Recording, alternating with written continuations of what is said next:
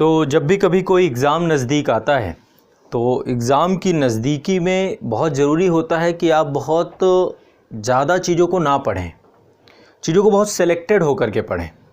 और यदि हम बहुत सेलेक्टेड होकर के पढ़ें हर सब्जेक्ट को लेकर के, या फिर जब भी आपका जो पहला चरण होता है एग्ज़ाम का वो नज़दीक आता है, तो उसमें बहुत ही हमें एक अलग स्ट्रेटजी के साथ काम करना बहुत ज़रूरी हो जाता है। यदि उस पे काम नहीं करेंगे तो निश्चित तौर पे पहला चरण ही आपका पास नहीं होगा, है ना। तो आप सभी के लिए एक बृहद कार्यक्रम के तौर पे मैं प्रयास करने जा रहा हूँ। लगभग आने वाले कुछ ही महीनों में मैं आपके सभी सब्जेक्ट परीक्षा के पहले आपकी तैयारी को शानदार बनाने हेतु कंप्लीट कराने जा रहा हूं। और ये जितने भी सब्जेक्ट होंगे सभी तथ्य परक होंगे। फैक्चुअल डेटा जो मेरे पास है वो फैक्चुअल डेटा बस मैं आप लोगों से डिस्कस करता जाऊंगा और आपको याद कराता जाऊंगा। याद कराने की जिम्मेदारी मेरी है।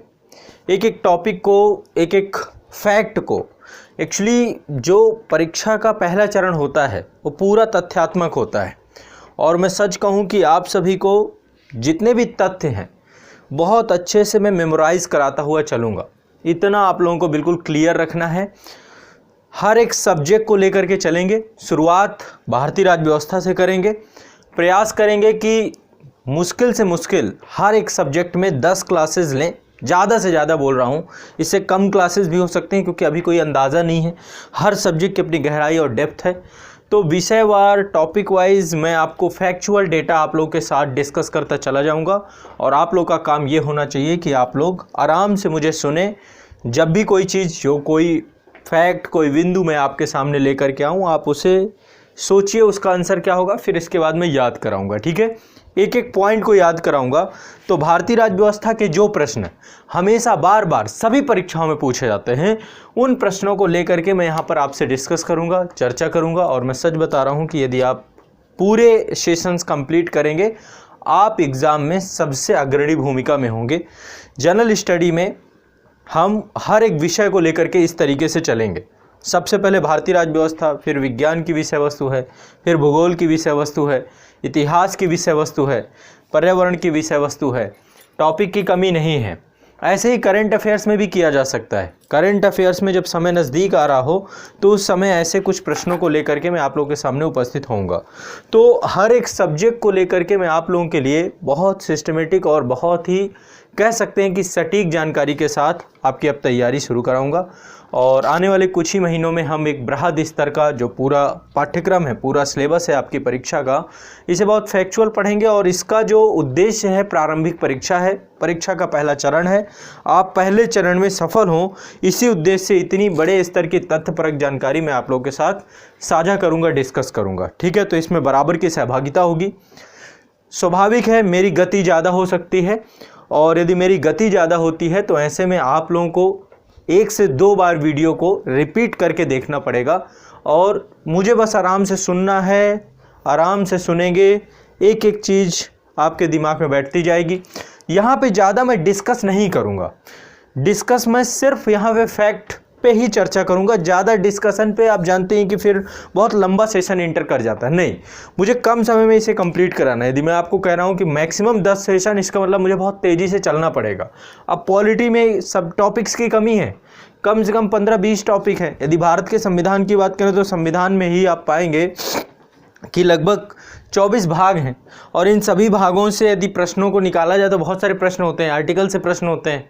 तो ऐसे में जो कुछ भी होगा, जो ऐसे प्रश्नों को मैंने यहाँ पे चयनित किया जो प्रश्न आपके बार बार आते हैं, फैक्चुअल होते हैं, आपको याद नहीं रहते, परीक्षा के टाइम पे आप बहुत ज़्यादा कन्फ्यूज्ड हो जाते हैं।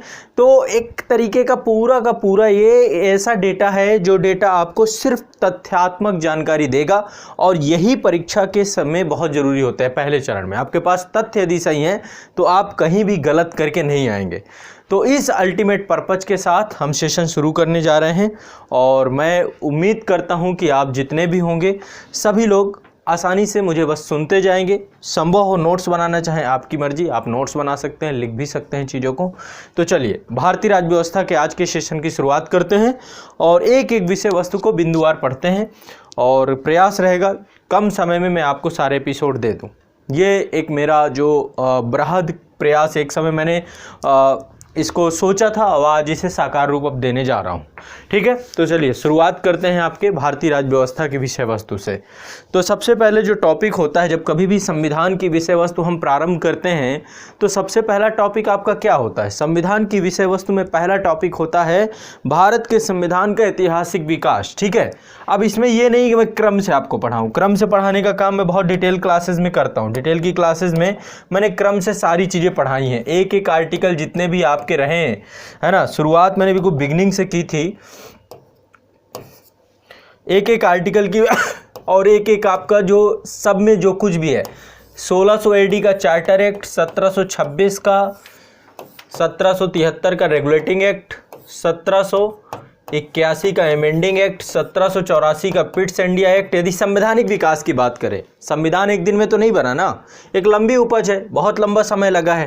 तो क्रम से आपका संविधान, ये विभिन्न चार्टर आए हैं। जब भारत में कंपनी का आगमन हुआ है, ब्रिटिश ईस्ट इंडिया कंपनी का आगमन हुआ है, तो वहाँ पर ब्रिटिश शासकों के द्वारा, महारानी के द्वारा विभिन्न और फिर बाद में पार्लियामेंट ने उसको रेगुलेटिंग एक्ट से, तो पार्लियामेंट के हाथ में चीज़ें आ गई। चूँकि एक प्राइवेट कंपनी थी और इसको रेगुलेट करना बहुत ज़रूरी था।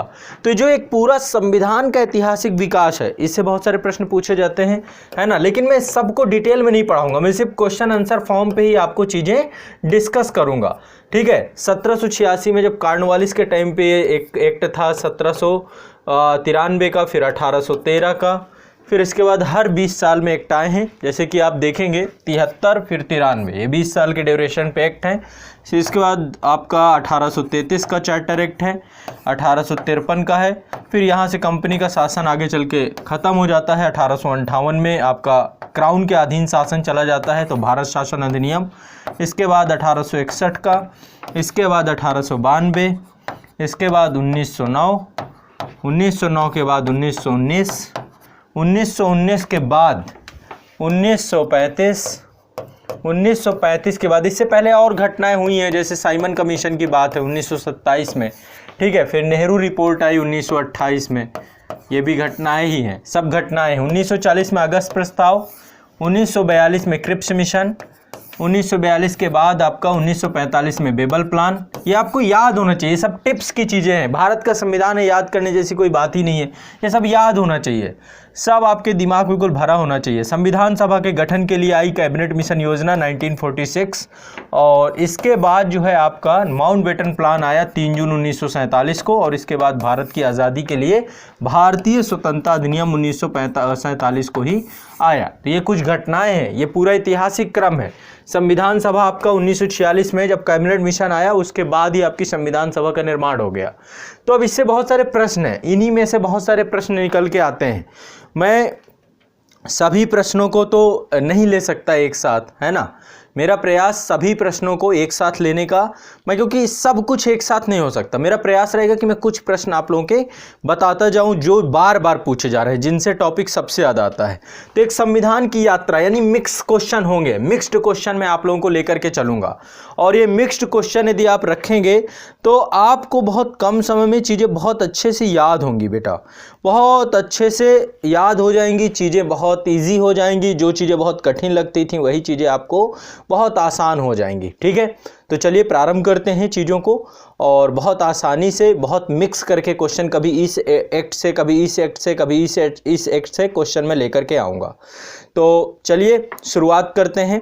सबसे पहले लेते हैं 1919 के अधिनियम से, इससे बहुत प्रश्न पूछे जाते हैं। ठीक है, 1919 के अधिनियम से कुछ प्रश्न पूछे जाते हैं। सबसे पहला प्रश्न पूछा जाता है कि प्रांतों में द्वैध शासन अधिनियम कब लगाया गया? याद कर लीजिए। अब इसको बिल्कुल मैं इसलिए जोर दे रहा हूं क्योंकि ये याद करने वाली बात है। 1919 के अधिनियम के द्वारा प्रांतों में द्वैध शासन अधिनियम लगा दिया गया। क्या लगा दिया गया? द्वैध शासन, है ना। विषयों को दो भागों में बांट दिया गया, हस्तांतरित और आरक्षित विषय। ठीक है, तो 1919 का अधिनियम, 1919 के अधिनियम को मॉन्टेस्क्यू चेम्सफोर्ड अधिनियम भी कहते हैं, मॉन्टेस्क्यू चेम्सफोर्ड सुधार भी कहते हैं। तो 1919 के अधिनियम में प्रांतों में द्वैध शासन लगा दिया गया। अब ये द्वैध शासन की बात है तो ये पहले प्रांतों में लगा द्वैध शासन, गवर्नर और वहां की विधान परिषद, द्वैध शासन, दोहरी सरकार, दोहरा शासन। ठीक है, अब यहां पे 1919 में तो प्रांतों में लगा, ये कहां पे लगा? प्रांतों में लगा। लेकिन 1935 में प्रांतों से हटा दिया गया, कारण एक हमें अखिल भारतीय संघ बनाना था और प्रांतों को स्वायत्तता देनी थी। ठीक है, तो जो भारत शासन अधिनियम 1935 आया, उससे द्वैध शासन को प्रांतों से हटा करके, द्वैध शासन तो रहा लेकिन कहां लगा दिया गया? केंद्र में। 1935 के अधिनियम में प्रांतों में द्वैध शासन हटा दिया गया और कहां लगा दिया गया? केंद्र में। ठीक है, तो यह ध्यान रखना आपको, प्रांतों से द्वैध शासन हट गया, प्रांतों से द्वैध शासन हटा दिया गया, लगा दिया गया केंद्र में। 1919 में प्रांतों में द्वैध शासन, आपको ये याद रहना चाहिए, पहली चीज ये। ठीक है, तो केंद्र द्वारा प्रांतों को विधायनी शक्ति का हस्तांतरण 1919 के अधिनियम से जरूर किया गया, लेकिन डायआर्की के माध्यम से, डाइसी की एक पुस्तक है, डाइसी का थॉट है ये, डाइसी एक थिंकर है, उन्हीं के द्वारा ही ये डायआर्की, उनकी जो पुस्तक है, उसी से एक कॉन्सेप्ट आया है दोहरे शासन का। तो विधायनी शक्ति का हस्तांतरण केंद्र द्वारा प्रांतों को 1919 के अधिनियम से दे दिया गया, लेकिन फाइनली वहां पर द्वैध शासन लगा दिया गया। जो विषय थे, कानून बनाने की शक्तियां थी, उसको दो भागों में बांट दिया गया। पहला आरक्षित विषय जो गवर्नर की परमिशन से बनते थे, और दूसरा विधान परिषद। ठीक है, तो ये आपको याद रखना चाहिए, इससे क्वेश्चन बहुत पूछा जाता है। एक क्वेश्चन और पूछा जाता है, भारतीय विधान पालिका प्रथम बार द्विसदनीय कब बनाई गई? अब देखते हैं ना, अभी हमारी संसद है, इसके 2 सदन हैं, तो हमारी संसद के 2 सदन, ये कॉन्सेप्ट कब आया? पहले 2 सदनीय नहीं थी विधायिका, जो हमारी विधायिका है, जो हमारी विधायिका का नाम संसद है, ये 2 सदनी कब बनाई गई? 1919 के अधिनियम से ही भारत की विधायिका को 2 सदनी बनाई गई, ये भी आपको याद कर लेना है। 1919 के अधिनियम से ही भारत की विधायिका को 2 सदनीय बना दी गई। तो दिमाग में पहला आपको क्या याद करना है? 1919 के अधिनियम से ही प्रथम बार विधायिका को 2 सदनीय बना दी गई, ये भी आपको याद कर लेना है। ठीक, अब बात करते हैं, देखो मैंने कहा कि मैं मिक्स टाइप क्वेश्चन लेके चलूंगा ताकि आपका इंटरेस्ट बरकरार रहे, चीज़ों को बस उसी ढर्रे में नहीं पढ़ाना। ये कुछ नया प्रयोग है, नई शैली है, नए तरीके से पढ़ाने का प्रयास है, तो मैं चाहता हूं कि इसमें कुछ नया सीख के जाए आप, है ना, कुछ नया सीखे। 2 चीज़ें 3 ये याद कर लेना, द्वैध शासन याद हो जाना चाहिए हमेशा के लिए। प्रांतों में 1919 में और केंद्र में 1935 में। 1935 में प्रांतों को हटा दिया गया और विधायिका को द्विसदनीय 1919 के अधिनियम से बनाया गया। अब बात करते हैं राष्ट्रपति की अध्यादेश पारित करने की शक्ति, यह कॉन्सेप्ट कब आया? यह भारत सरकार अधिनियम 1935 जब आया था, तब अध्यादेश की, देखो भारत सरकार अधिनियम 1935 जो है, या भारत शासन अधिनियम 1935 जो है, इससे बहुत सारी जो आपकी शक्तियां हैं संविधान में ली गई हैं। 1935 के अधिनियम से लगभग 224 अनुच्छेद भारतीय संविधान में लिए गए हैं। तो अध्यादेश, राष्ट्रपति जो अध्यादेश प्रख्यापित करते हैं, ये पावर पहले ही निहित थी 1935 के अधिनियम में। तो आपको पहला तो एक तो ये याद रहना चाहिए कि राष्ट्रपति की अध्यादेश निर्गत करने की शक्ति कहां से निहित थी? अध्यादेश की, ये आपकी निहित थी भारत शासन अधिनियम 1935 से। ठीक है, आगे बढ़ते हैं। एक क्वेश्चन ये आता है कि भारतीयों ने अपने देश के प्रशासन में कब से भाग लेना प्रारंभ किया? भारतीयों ने अपने देश के प्रशासन में कब से भाग लेना प्रारंभ किया, यानी कब से अंग्रेजों ने भारतीयों को भी प्रशासन में भाग देना प्रारंभ किया? तो इसका सही आंसर है 1833 का जो चार्टर एक्ट आया था, लॉर्ड विलियम बेंटिंक था इस समय, और इस समय ही 1833 के चार्टर एक्ट के माध्यम से ही बंगाल के गवर्नर जनरल को भारत का गवर्नर जनरल बना दिया गया। क्या किया गया? बंगाल के गवर्नर जनरल को भारत का गवर्नर जनरल बना दिया गया। तो भारत के लोग 1833 के भारत शासन अधिनियम या चार्टर एक्ट के माध्यम से, 1833 में चार्टर एक्ट आया था, 1833 के चार्टर एक्ट के माध्यम से क्या हुए? प्रशासन के सहभागी बन गए, ब्रिटिश प्रशासन के, लेकिन बहुत सीमित स्तर पर इसको किया गया। तो एक तो आपको यह भी याद रखना है कि 1800 भारतवासियों को अपने देश में प्रशासन में हिस्सा लेना किसने संभव बनाया? 1833 के अधिनियम ने। अब आगे बढ़ते हैं। अगला क्वेश्चन है आपका, अगला या मतलब फैक्ट है, तथ्य है। अभी एक एक तथ्य है, अपने दिमाग में बैठाते जाओ, बार बार इसको 1-2 बार और रिपीट करके सुनोगे, फिर आपकी सारी प्रॉब्लम सॉल्व हो जाएगी। अगला है संघीय व्यवस्था। आप देखते हैं ना, फेडरल सिस्टम, ये कब से आया? ये कब कॉन्सेप्ट में आया? ये संघीय व्यवस्था का विचार कब आया, और ये पूछे गए हैं क्वेश्चन आपके, आप देखेंगे एग्जामों में जितनी भी मैं टॉपिक की बात करूंगा ये सब पूछे गए हैं। संघीय व्यवस्था 1935 के अधिनियम से निकल के आया। संघीय व्यवस्था का विचार अंग्रेजों के द्वारा, ब्रिटिश प्रशासन के द्वारा भारत में 1935 का भारत शासन अधिनियम से लाया गया। तो संघीय व्यवस्था कब से आई, क्लियर। केंद्र में द्वैध शासन कब आया, 1935 के अधिनियम से। संघीय व्यवस्था कब आई, 1935 के अधिनियम से। अध्यादेश पारित करने की शक्ति कब मिली राष्ट्रपति को, 1935 के अधिनियम से। ठीक है, तो आपको यह याद रखना है। एक चीज और याद रखना है, अंग्रेजों ने सोचा था कि अखिल भारतीय महासंघ बनाएंगे जिसमें भारत के ब्रिटिश प्रांत सम्मिलित होंगे और देसी रियासतें सम्मिलित होंगी, है ना, और जो चीफ कमिश्नरी प्रांत हैं वो भी सम्मिलित होंगे। लेकिन देसी रियासतों ने अखिल भारतीय, ये 1935 के अधिनियम से ही अखिल भारतीय संघ बनाने की जो कॉन्सेप्ट था, इसमें देसी रियासतों ने मिलने से इंकार कर दिया, जिसके परिणाम स्वरूप अखिल भारतीय संघ की परिकल्पना नहीं बन पाई। भारत, देखो, भारत के संविधान ने भारत को भारत बनाया है। सरदार वल्लभ भाई पटेल की भूमिका है, उन्होंने भारत को भारत बनाया है। पहले तो ब्रिटिशर्स के द्वारा भारत को तोड़ के रखा गया था, कई भागों में भारत टूटा हुआ था, बहुत सारी रियासतें थी, 552 रियासत हमारे आजादी के दौरान थी। सरदार पटेल नहीं होते तो शायद ये भारत भारत नहीं हो पाता। भारत के बिस्मार्क इसीलिए उन्हें कहा जाता है। तो कहीं ना कहीं पे 1935 के अधिनियम में सोच आई थी कि हम पूरे भारत को एक कर दें और अखिल भारतीय संघ बना दें, लेकिन देसी रियासतों ने इससे मिलने में इंकार कर दिया, जिसके परिणाम स्वरूप आपका भारत भारत नहीं बन पाया, भारत संघ अखिल भारतीय संघ नहीं बन पाया। तो अखिल भारतीय संघ की कॉन्सेप्ट कब था, 1935 के अधिनियम को याद रखना है। 1935 के अधिनियम से ही अखिल भारतीय संघ की बात की गई थी।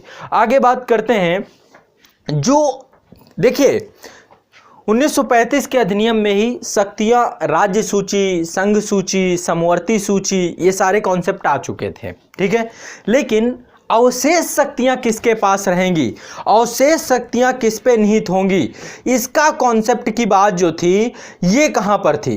तो 1935 के अधिनियम के द्वारा संघ में अवशेष शक्तियां किसको दी गई थी, अवशेष शक्तियां गवर्नर जनरल को दी गई थी।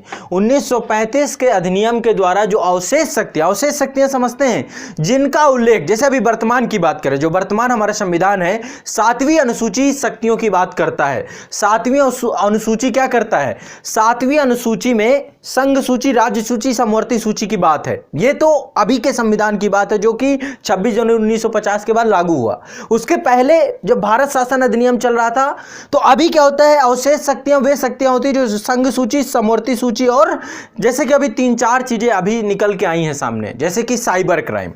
जब संविधान बन रहा था तब ये इंटरनेट जैसी कोई अवधारणा ही नहीं थी, तो कभी सोचा ही नहीं गया था कि साइबर क्राइम कोई बात होगी। तो साइबर क्राइम कहां पर है, कहीं नहीं है ना। साइबर क्राइम का उल्लेख हमारे ना संघ सूची में है, ना समवर्ती सूची में है, ना आपका राज्य सूची में। तो ये कैसी शक्ति हो गई, अवशेष शक्ति हो गई। तो ये शक्ति किसके पास चली गई, संसद के पास, वर्तमान में पार्लियामेंट के पास है। इस पे कानून कौन बना सकता है, राज्य सरकारें नहीं बना सकती, पार्लियामेंट बनाएगा।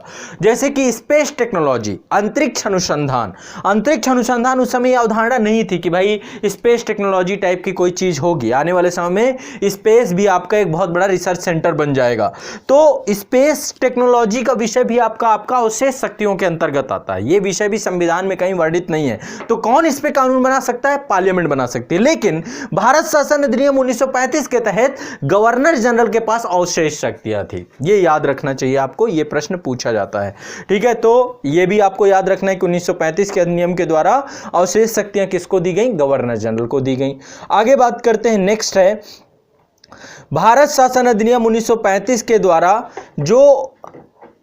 जो एक कह सकते हैं कि जो एक कानून बनके निर्मित हुआ, इस कानून के माध्यम से बर्मा भारत से अलग कर दिया गया।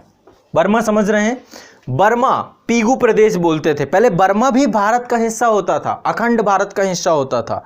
बर्मा को अंग्रेजों के द्वारा ही आंग्ल बर्मा युद्धों के माध्यम से भारत में मिलाया भी गया था। तो बर्मा पहले भारत, म्यांमार, आधुनिक म्यांमार जो आसियान कंट्रियों का द्वार है, तो म्यांमार भी भारत का हिस्सा हुआ करता था। लेकिन 1935 के अधिनियम के द्वारा बर्मा को भी अलग कर दिया गया। ठीक है, यह भी आपको याद होना चाहिए। ठीक है, आगे बात करते हैं, आपका कुछ और जो है पॉइंट यहां पर मैं लूंगा।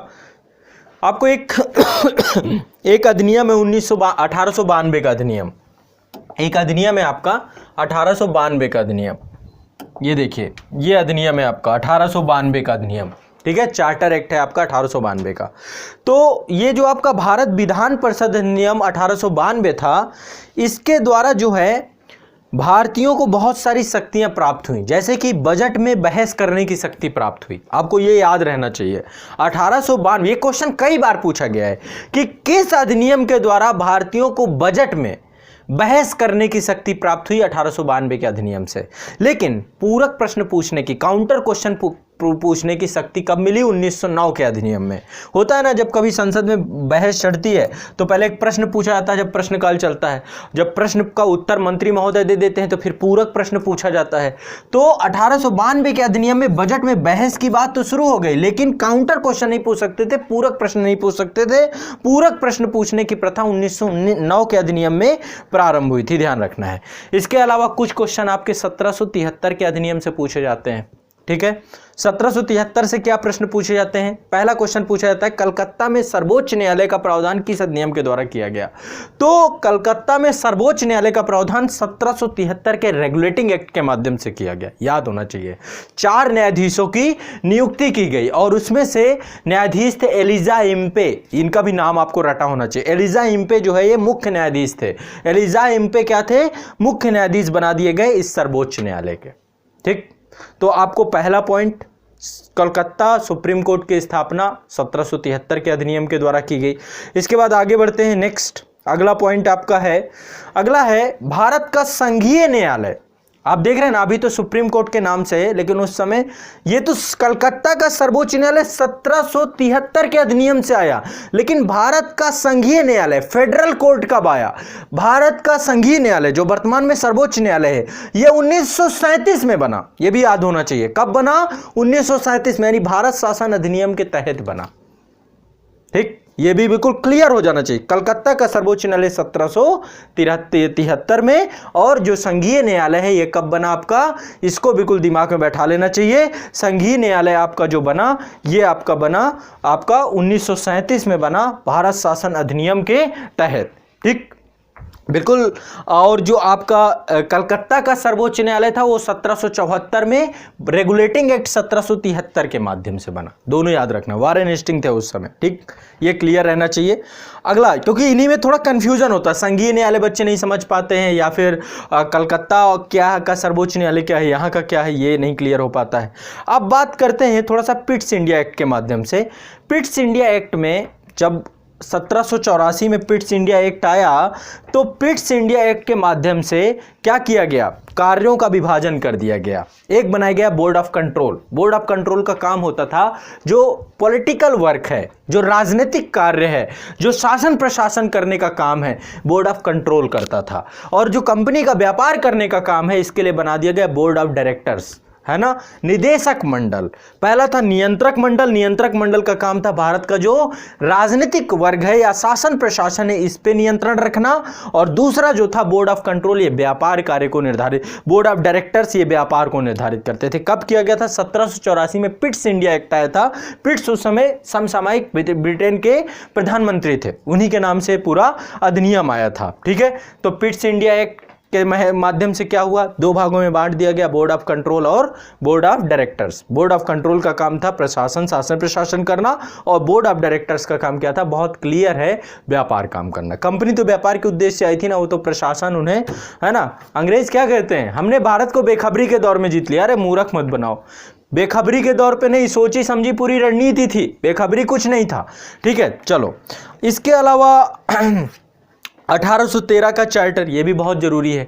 1813 के चार्टर के माध्यम से ईसाई मिशनरियों का भारत में आगमन प्रारंभ हुआ।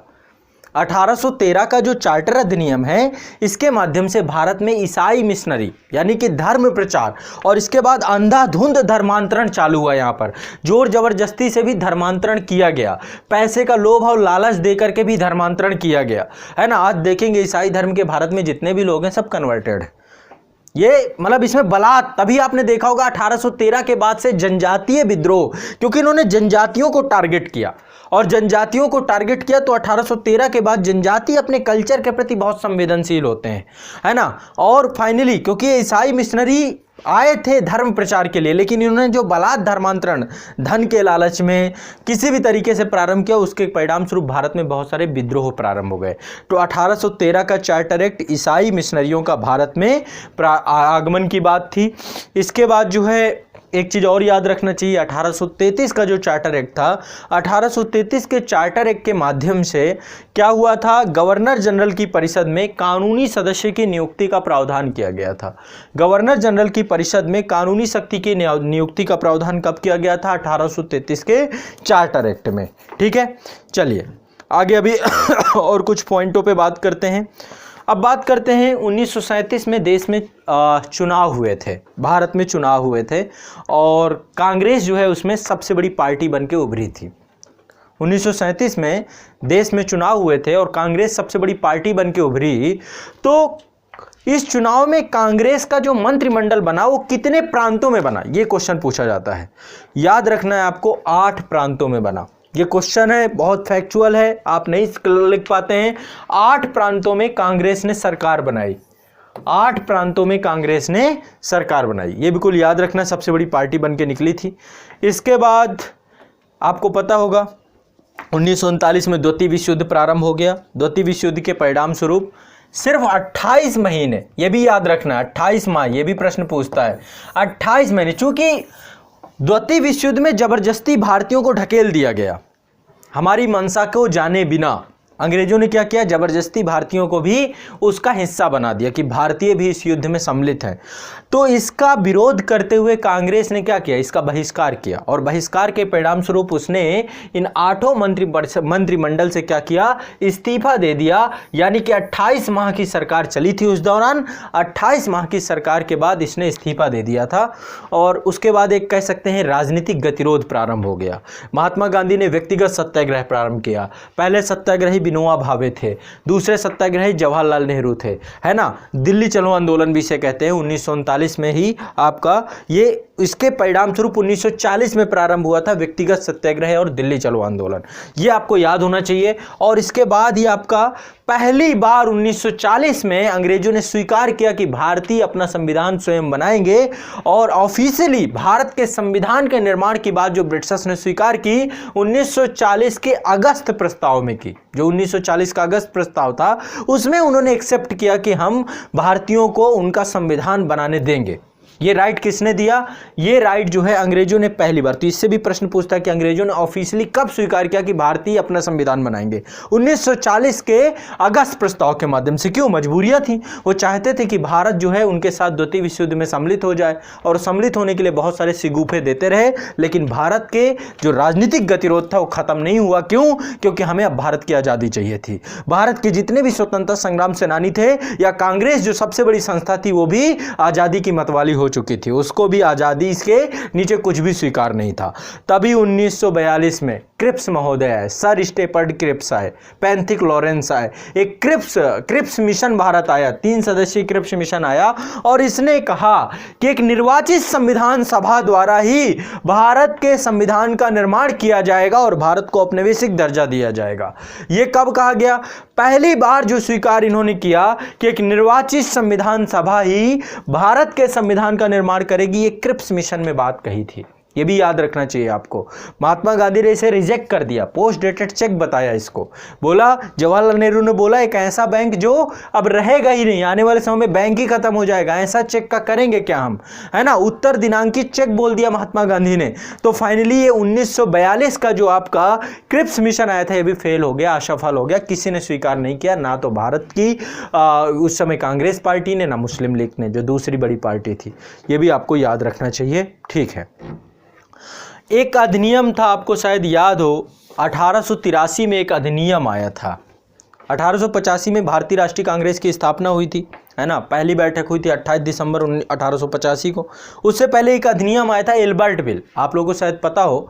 एल्बर्ट बिल क्या था, एल्बर्ट बिल था कि जो अदालतें थीं, अदालतों में जो डांडिक अधिकारिता थी, यानी जज जो होते थे वो वहाँ पर जो अंग्रेजों के मुकदमे थे वो भारतीय जज नहीं सुन सकता था। पहले ये राइट दिया गया था कि यानी अंग्रेजों का यदि कोई केस होगा तो उस केस को भारतीय जज नहीं सुन सकते हैं, यानी कि एक बड़े स्तर का भेदभाव था। और इल्बर्ट विधेयक के माध्यम से उस समय लॉर्ड रिपिन थे, लॉर्ड रिपिन ने क्या किया, एक ऐसा बिल प्रस्तुत किया जहां पर दोनों को बराबरी दे दी कि भाई जो डांडिक अदालतें होंगी, जो अदालतों में भारतीय जज होंगे वो किसी का भी मुकदमा सुन सकते हैं जैसे कि अंग्रेज जज सुनते हैं। और इसका व्यापक विद्रोह हुआ, बड़े स्तर का विरोध हुआ। उनको लगा ये कैसे हमें दंड सुनाएंगे, इनकी क्या मजाल, इनकी क्या मसाल, क्योंकि नस्ल भेदी थे ना, ये रंग भेदी थे ना। तो ऐसे में फिर इल्बर्ट विधेयक को वापस भी ले लिया गया था। तो इल्बर्ट विधेयक भी पूछता है जहां पर, तो ये अदालतों की डांडिक अधिकारिता के संबंध में था। भारतीय तथा यूरोपीय लोगों को बराबरी देने की बात थी इस पर, लेकिन जो विरोध हुआ था इस बराबरी को रोकने के लिए हुआ था, जिसमें अंग्रेज सफल हो गए थे। ठीक है, तो ये भी याद रखिएगा आप।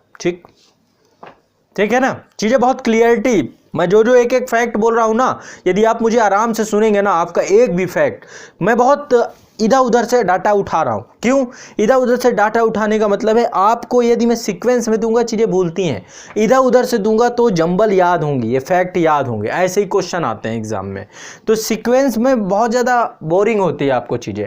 अब बात करते हैं कैबिनेट मिशन योजना। कैबिनेट मिशन योजना कब आई? 1946 में आई। उद्देश्य क्या था? भारत के संविधान के निर्माण को लेकर के एक संविधान सभा का गठन की बात की गई। भारत के विभाजन को इसने भी स्वीकार नहीं किया और इसने कहा कि देश के 10 लाख की आबादी में एक सदस्य अप्रत्यक्ष तौर पर निर्वाचित किया जाएगा। आपको शायद पता हो, संविधान सभा के द्वारा जब संविधान का निर्माण हुआ तो पहली बैठक हुई 9 दिसंबर 1946 पहली बैठक। दूसरी डेट याद रखिएगा 11 दिसंबर 1946 दूसरी बैठक। तीसरी बैठक 13 दिसंबर 1946। दो दिन के अंतराल पे ये 3 बैठकें बिल्कुल याद रखनी है। पहली बैठक के अध्यक्ष थे सच्चिदानंद सिन्हा। ठीक है, पहली बैठक के अध्यक्ष थे सच्चिदानंद सिन्हा। दूसरी बैठक में स्थायी अध्यक्ष चुन लिए गए डॉक्टर राजेंद्र प्रसाद। और तीसरी बैठक जब 13 दिसंबर को हुई तो इसमें ऑब्जेक्टिव प्रपोजल आए, उद्देश्य प्रस्ताव आए, जो आगे चल के प्रस्तावना बन गए। तो 13 दिसंबर को जवाहरलाल नेहरू ने उद्देश्य प्रस्ताव प्रस्तुत किए, जो कि 22 जनवरी 1947 को पारित हो गए, है ना। उद्देश्य प्रस्ताव का क्या उद्देश्य था कि हम क्यों बैठे हैं सभी लोग, हम क्या संविधान बनाना चाहते हैं, हम अपने देश के नागरिकों को क्या देना चाहते हैं। तो एक ऑब्जेक्टिव प्रपोजल लेकर के 13 दिसंबर 1946 को आए थे। सबसे इंपॉर्टेंट यही होता है कि आप जो भी काम कर रहे हैं, अभी जैसे आप लोग मेरा वीडियो देख रहे हैं, मेरा सेशन देख रहे हैं, तो आपका एक उद्देश्य होगा ना कि आप कुछ सीख के जाएंगे, आप कुछ जान के जाएंगे, आपका कुछ रिवीजन होगा, आप कुछ पढ़ेंगे, कुछ नया जानेंगे, है ना। तो ये एक बहुत इसी हर चीज का, तो संविधान सभा में एक ये कह सकते हैं कि ऑब्जेक्टिव प्रपोजल का ये अल्टीमेट गोल था। इजीली, बहुत इजी है, बहुत आसान है। डेटें याद कर लीजिए, 9 दिसंबर, 11 दिसंबर, 13 दिसंबर, 22 जनवरी, 4 डेटें याद कर लिए, 4 फैक्ट याद, आपके 4 आपको इजीली याद हो गए। ठीक है, तो सबसे पहली चीज, कैबिनेट मिशन योजना के अंतर्गत जो संविधान निर्मात्री परिषद थी, संविधान सभा थी, तो प्रत्येक प्रांत को आवंटित सदस्य संख्या निर्धारित करने के लिए जनसंख्या का अनुपात क्या था? 10 लाख में से एक प्रतिनिधि चुन के आना था। तो 10 लाख याद रखिएगा। ठीक है, कैबिनेट मिशन के सदस्य कौन कौन थे? 3 लोगों का नाम याद रखना है कैबिनेट मिशन में। पहले थे सर स्टेफर्ड क्रिप्स, ये वही क्रिप्स हैं जो क्रिप्स मिशन में आए थे, यही बाद में कैबिनेट मिशन में भी आए। ठीक है, क्या याद, नाम याद रखना है? Sir Stafford Cripps. दूसरा नाम रखना है आपको पैंथिक लॉरेंस। दूसरा नाम क्या है? Pethick Lawrence. और तीसरा नाम है एबी अलेक्जेंडर। ये 3 लोगों का एक गुट था जो कि कहां पर कब आया था? कैबिनेट मिशन योजना के नाम से आया था। Pethick Lawrence, sir Stafford Cripps, A V Alexander, याद रखिएगा, बहुत आसान है। इसके बाद आपको शायद पता हो 1946 में एक अंतरिम सरकार बनाई गई थी, है ना, अंतरिम गवर्नमेंट बनाई गई, और उसमें जो कार्यपालिका परिषद बनाई गई उसका उपसभापति किसे बनाया गया? उपसभापति बनाया गया जवाहरलाल नेहरू को।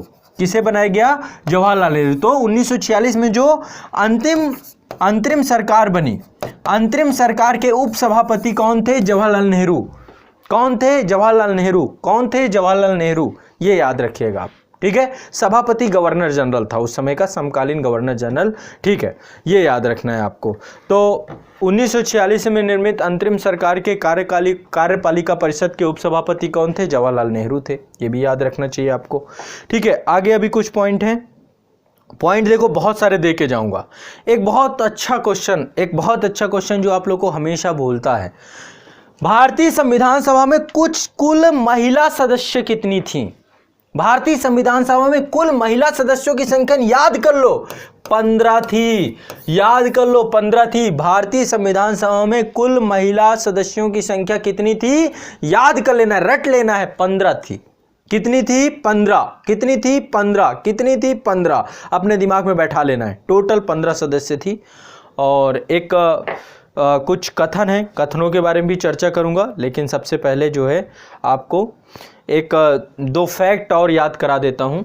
सबसे पहला है, भारत की संविधान सभा का राष्ट्रीय ध्वज कब स्वीकार किया गया, याद कर लो। दो फैक्ट दे रहा हूं।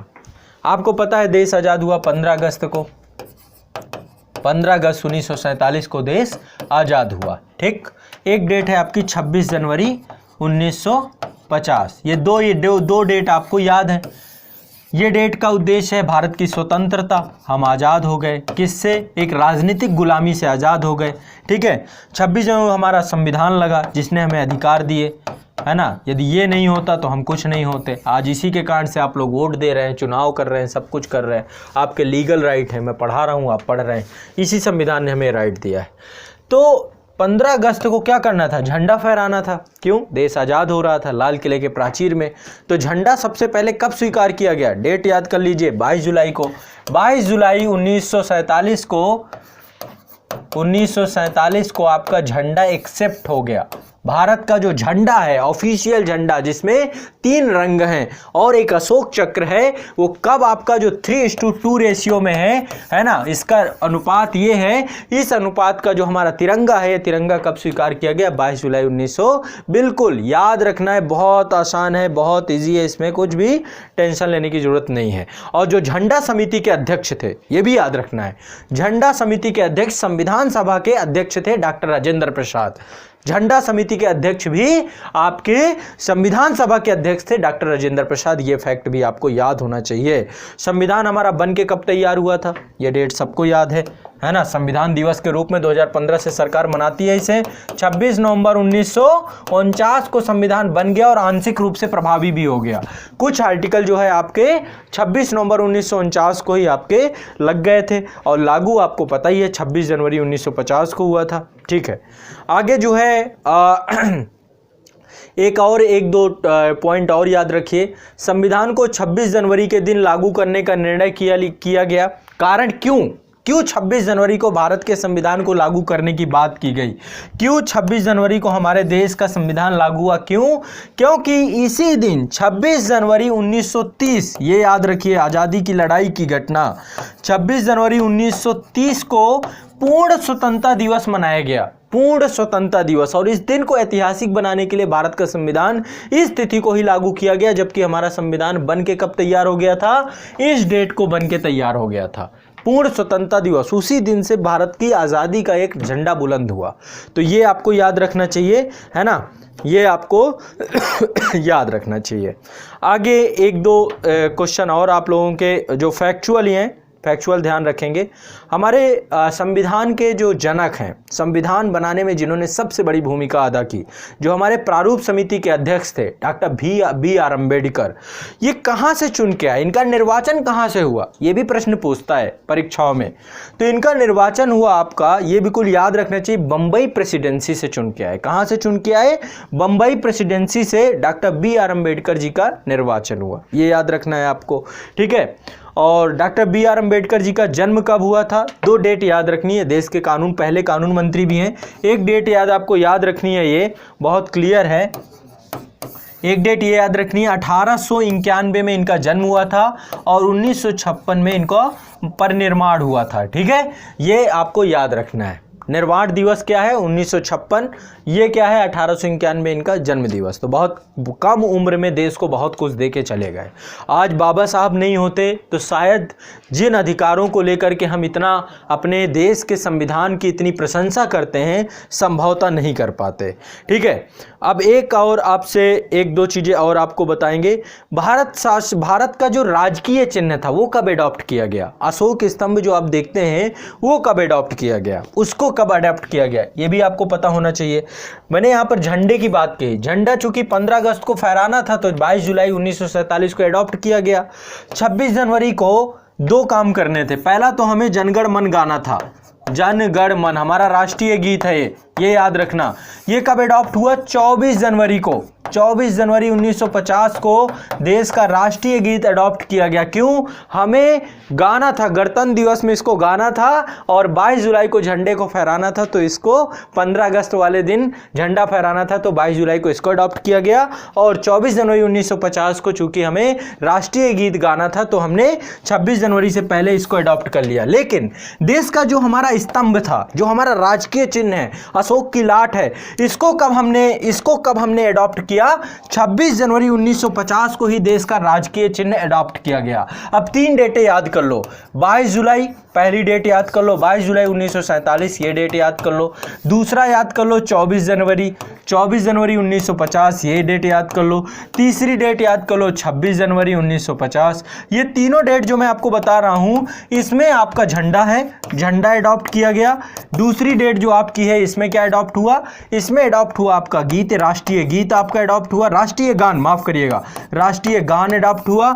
और तीसरा आपको ध्यान रखना है, तीसरा जो आपको एडॉप्ट हुआ ये राजकीय चिन्ह आपका एडॉप्ट हुआ।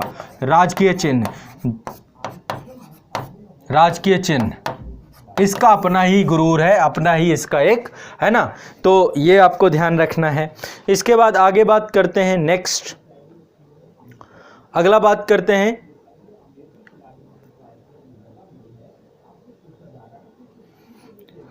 हाँ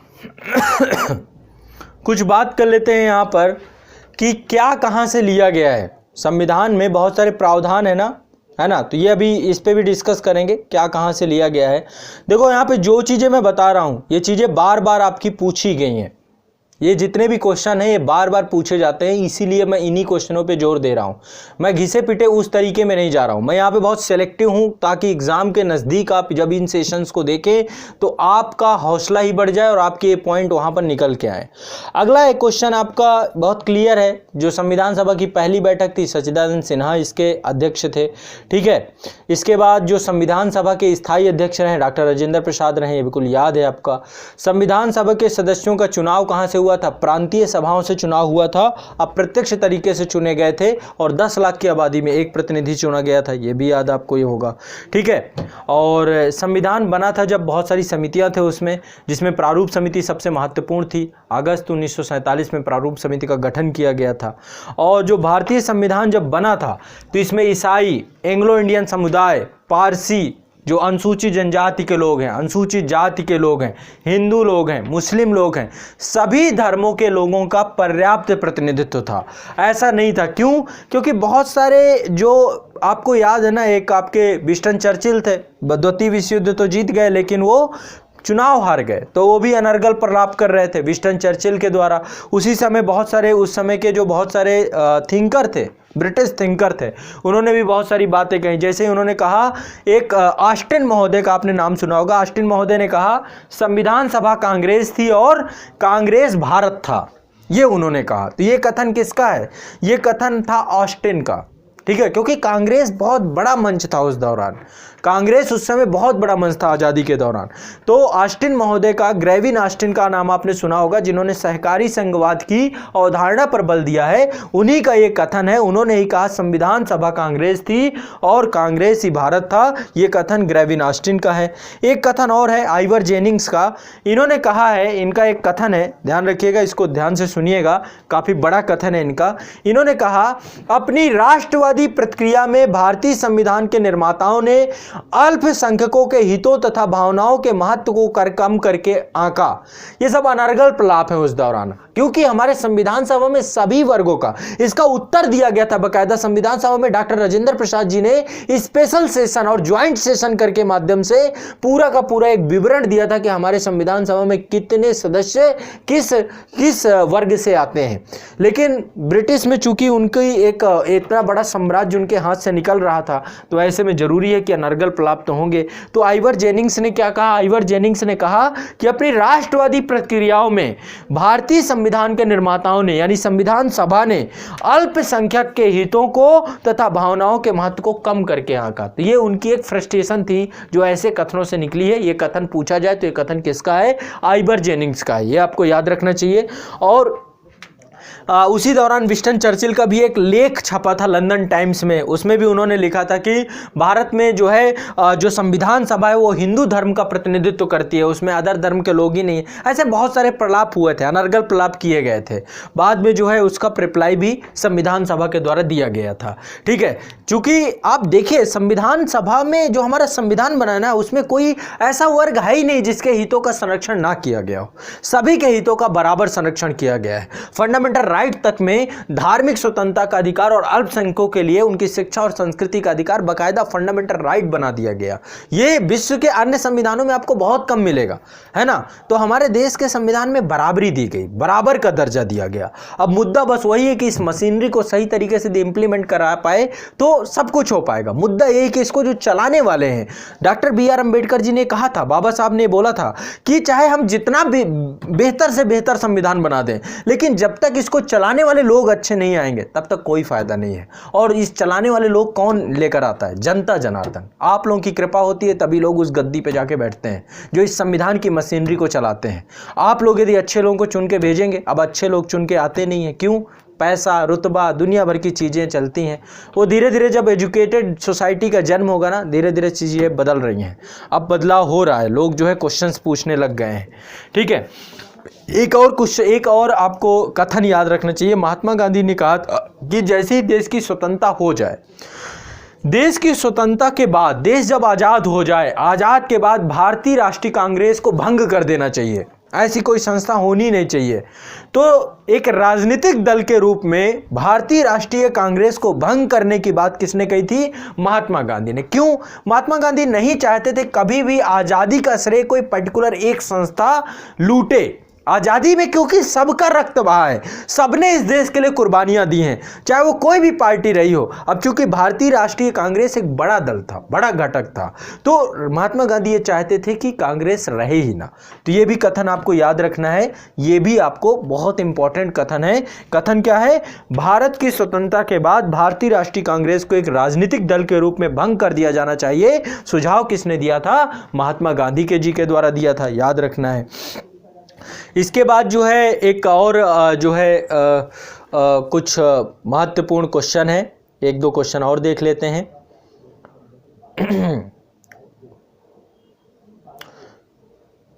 आपको याद होगा 3 गोलमेज सम्मेलन हुए हैं, है ना। साइमन कमीशन आया, साइमन कमीशन का विरोध किया गया। विरोध कब क्यों किया गया? क्योंकि उसके सारे के सारे सदस्य विदेशी थे, अंग्रेज थे, भारतीयों को।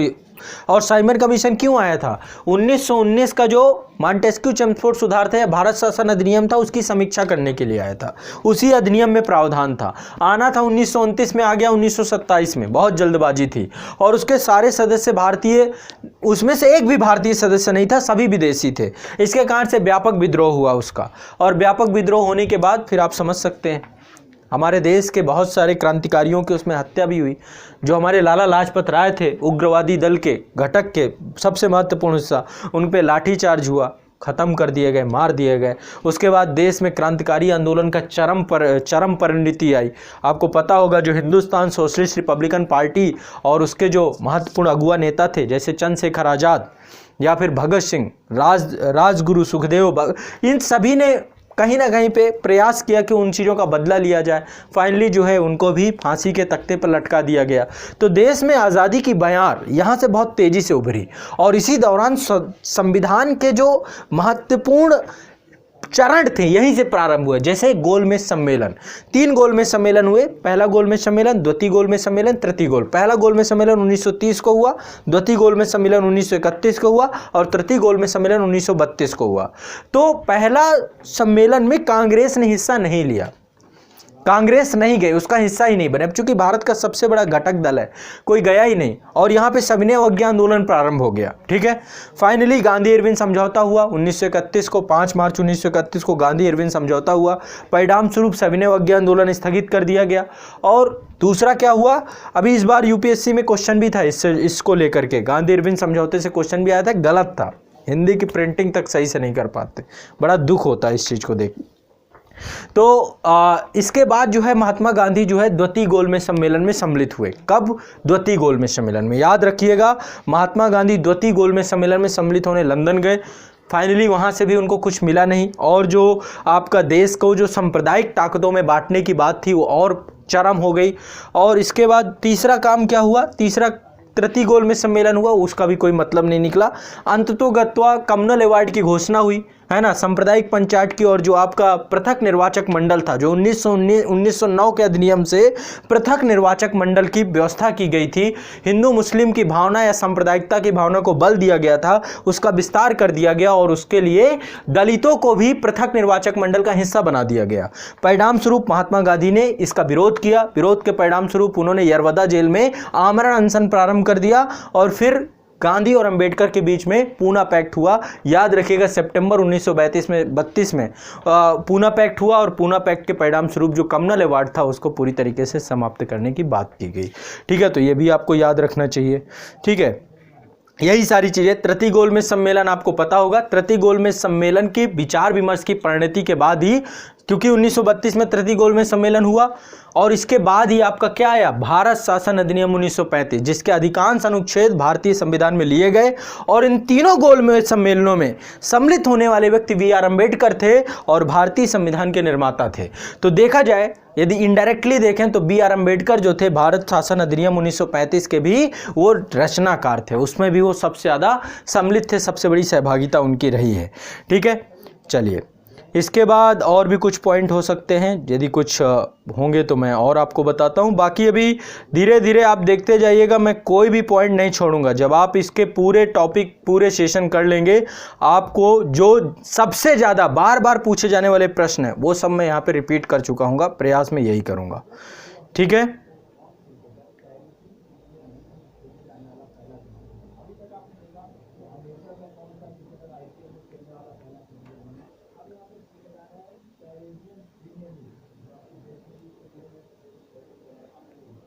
चलिए, इसके अलावा एक दो चीज़ें और देख लेते हैं। संविधान बनने में समय कितना लगा? हमारे देश के संविधान को बनने में, याद रखना है, बहुत आसान है, इसको जितनी जल्दी याद कर लेंगे उतना आपके लिए अच्छा रहेगा। 3 वर्ष में 12 दिन कम, 3 वर्ष में 12 दिन कम। ठीक है, ये याद कर सकते हो। या फिर दूसरा तरीका है 2, 11, 18, 2 वर्ष 11 माह 18 दिन, या 3 वर्ष में 12 दिन कम। जो तरीका सही लगे वही ज़्यादा अच्छा है। बढ़ते हुए क्रम में है 2, 11, 18। ठीक है, तो 3 वर्ष में 12 दिन कम, या तो ये याद कर सकते हो या तो ये याद कर सकते हो, जो आपको लगे कि हाँ भाई ये ठीक है। इसके बाद जो है, भारतीय संविधान को बनाने के लिए संविधान सभा के कुल 12 अधिवेशन हुए थे। याद रखना है, भारतीय संविधान को बनाने के लिए संविधान सभा के कुल कितने अधिवेशन हुए? 12 अधिवेशन हुए। ठीक है, कितने अधिवेशन हुए? 12 अधिवेशन हुए। भारतीय संविधान सभा का स्थायी अध्यक्ष राजेंद्र प्रसाद थे। पहले उपाध्यक्ष कौन थे? भारतीय संविधान सभा के पहले उपाध्यक्ष एस.सी. मुखर्जी थे। कौन थे? एस.सी. मुखर्जी महोदय थे। एस.सी. मुखर्जी भारत के संविधान सभा के पहले उपाध्यक्ष थे। एस.सी. मुखर्जी, ये भी याद रखना है आपको। एस.सी. मुखर्जी भारतीय संविधान सभा के पहले उपाध्यक्ष थे। इसके बाद प्रारूप समिति में एकमात्र कांग्रेसी सदस्य कौन था? प्रारूप समिति में एकमात्र कांग्रेसी सदस्य के.एम. मुंशी महोदय थे। के.एम. मुंशी जो है प्रारूप समिति में एकमात्र कांग्रेसी सदस्य के तौर पे थे। इसके बाद जो है राजस्थान रियासतों का प्रतिनिधित्व करने वाले संविधान सभा के सदस्य कौन थे? वी.टी. कृष्णामाचारी, ये भी याद रखना है आपको। राजस्थान राज्य की रियासतों का प्रतिनिधित्व करने वाले संविधान सभा के सदस्य का नाम था वी.टी. कृष्णामाचारी, ये भी क्वेश्चन पूछ सकता है। इसके अलावा संघ संविधान सभा के अध्यक्ष कौन थे? संघ संविधान समिति के अध्यक्ष कौन थे? संघ संविधान समिति के अध्यक्ष कौन थे? जवाहरलाल नेहरू। संघ संविधान समिति के अध्यक्ष कौन थे? जवाहरलाल नेहरू। ये क्वेश्चन कई बार रिपीट हुआ है। ठीक है, तो ये भी आपको याद रखना है। एक और है, प्रांतीय संविधान समिति का अध्यक्ष कौन था? संघ संविधान समिति का अध्यक्ष जवाहरलाल नेहरू थे। प्रांतीय संविधान समिति के अध्यक्ष वल्लभ भाई पटेल थे। ये भी आपको याद रखना है। ठीक है, और प्रारूप समिति के अध्यक्ष कौन थे? Doctor B R. अम्बेडकर थे। तो प्रारूप समिति बी.आर. अम्बेडकर, संघ संविधान समिति सरदार पटेल, और जो प्रांतीय संविधान समिति वल्लभ भाई पटेल। इतना आपको याद रखना है। ठीक है, इतना आपको याद रखना है। संघ संविधान समिति जवाहरलाल नेहरू और आपके प्रांतीय संविधान समिति के सरदार पटेल। आगे बात करते हैं, मौलिक अधिकारों व अल्पसंख्यकों की सलाहकार समिति के सदस्य कौन थे, अध्यक्ष कौन थे? मौलिक अधिकारों और अल्पसंख्यकों हेतु सलाहकार समिति के अध्यक्ष कौन थे?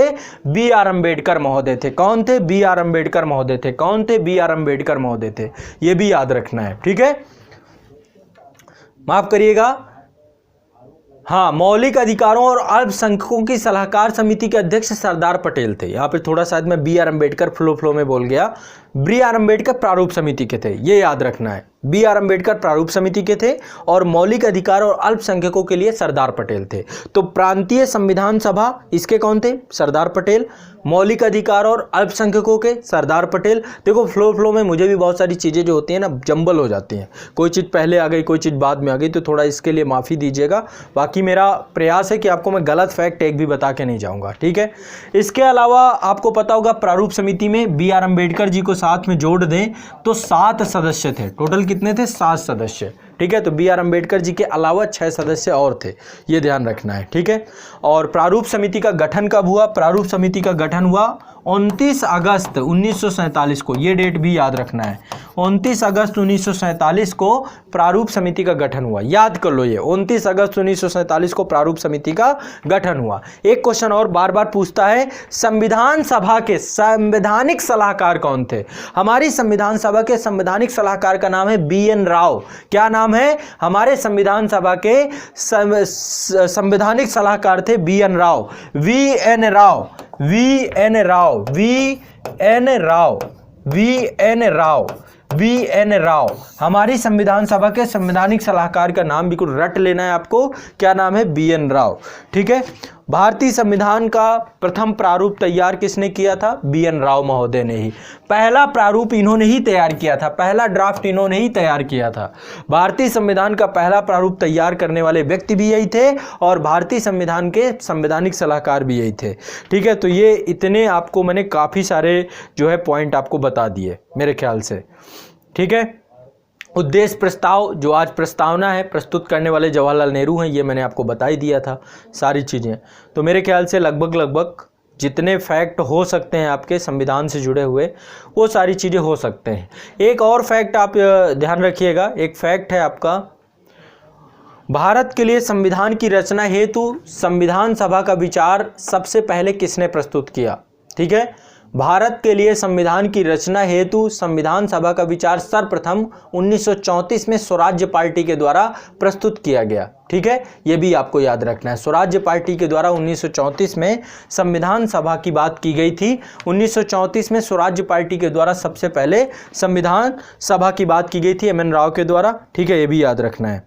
ठीक है, तो ओवरऑल मुझे लगता है कि काफ़ी जितने भी आपके मैक्सिमम काफ़ी जितने पॉइंट थे मैंने काफ़ी आपके बता दिए। अब अभी आगे देखो, अब ये कड़ी जारी रहेगी, बहुत कम समय में मैं आपका बहुत कुछ करवाने वाला हूँ। अब आगे जो नेक्स्ट सेशन रहेगा, संविधान पर विदेशी प्रभाव क्या है और फिर संविधान के कुछ अनुच्छेद और अनुसूची है, इसको लेकर के आऊँगा, ये भी चर्चा करेंगे। और इसके बाद जो है आपके कुछ उद्देशिका है, फिर एक एक भाग को ले लेंगे। तो बहुत कम समय में, लगभग 10 सेशन में मैं आपका पूरा संविधान क्विकली फैक्चुअल डेटा ऐसे जंबल करके पढ़ाने वाला हूँ। आप लोग ध्यान से मुझे रेगुलर पढ़िए, सुनिए और अपनी तैयारी में बिल्कुल धारदार तैयारी करिए। ये जिम्मेदारी मेरी थी और ये जिम्मेदारी का मैं पूर्ण निर्वहन कर रहा हूँ। इसका फीडबैक जरूर दीजिए, बताइए सेशन कैसा लगा।